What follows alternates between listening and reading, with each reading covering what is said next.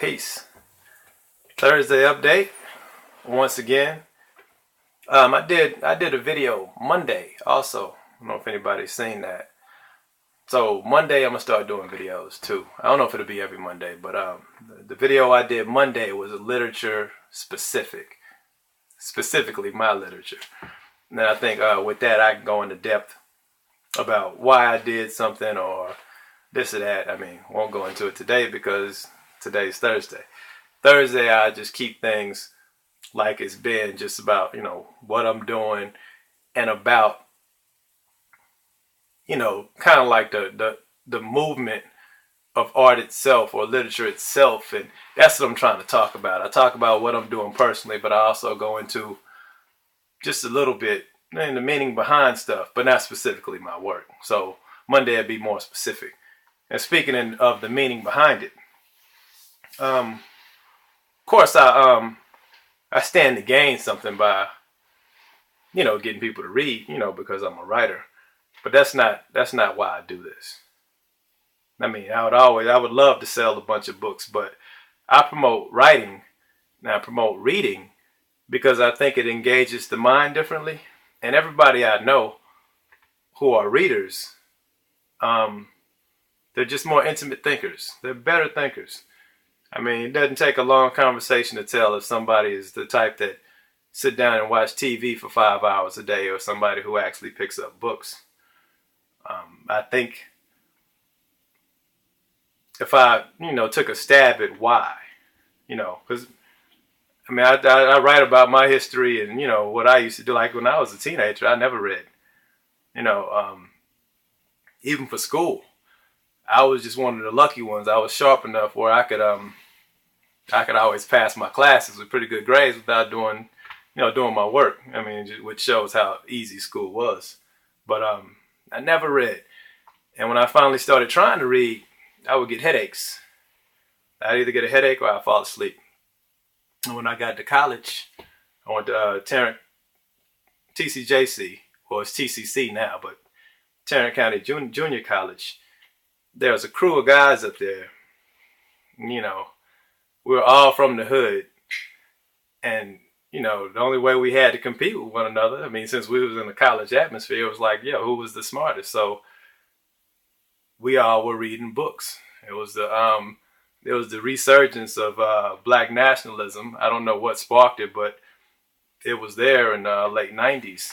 So we were reading every black book that we could pick up. And I'm glad, I learned a lot, but it was difficult at first, even in college. But, I pushed through it because I knew, when the next debate started on campus, I was going to come out on top because, I was at home reading. So I think the mind is like a muscle. Ain't no think to it. The mind is a muscle. So, you work that muscle and it gets stronger. So eventually got to the point where I could read for 4 or 5 hours straight, without falling asleep. And I never get a headache anymore. Now, right now, I can't do 4 or 5 hours, but I'm building back up to it. I've been writing more than reading, so I can't read in real long spaces like that because I got to work on that discipline again. But those I found out who read, after I learned how to read and got that skill, it's just a certain level of critical thinking people get out of reading. I think, and this fiction and nonfiction, I promote fiction a lot, but I promote it so much because I had to spend 10 years just on straight nonfiction. And I think because of my extensive reading of nonfiction, I have something to talk about in my fiction.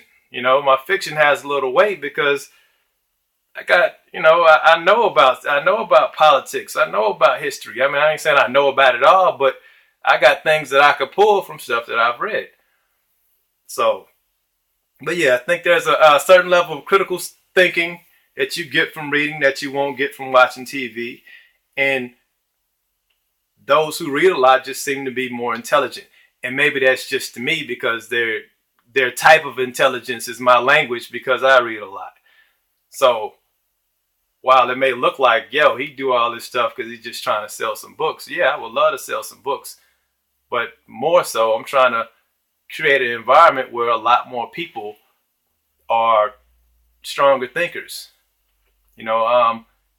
Reading builds empathy, especially fiction. Now we can go into fiction and why I like fiction. You follow characters in fiction, and you get into characters' thoughts. And I guess you can a little bit in biographies too, or autobiographies. But in fiction, the narrator can really manipulate you and have you feel another character's struggle. That builds empathy. Now, if you're doing that with a character in fiction, and you do it often, and you shaping your mind to be able to do that, I mean, when you see your fellow human, you have this empathy. You can understand, like, yo, he got a story or she got a story too. So, I mean, that's important. That's important with human relations. And you get that more from a book than you'll get from a movie. As far as writing, and every genre has its positive or strength, but writing is the best to deal with thought, like character thoughts.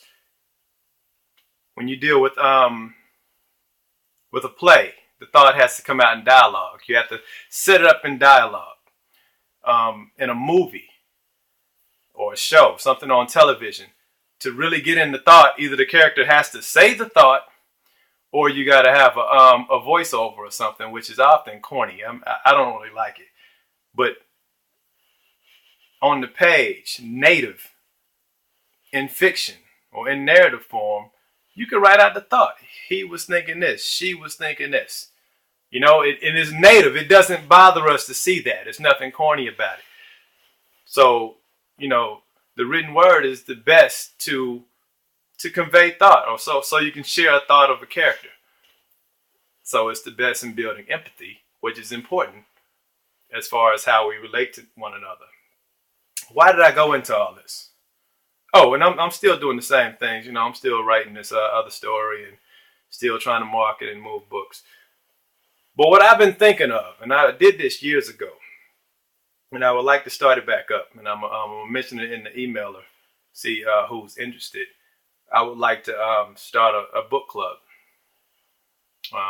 It's called Rememories.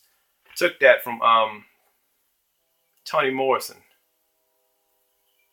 It's in Beloved. You can look it up, Rememories, and there's a definition for it. But it's called Rememories Literary Group, and it's been defunct for a second.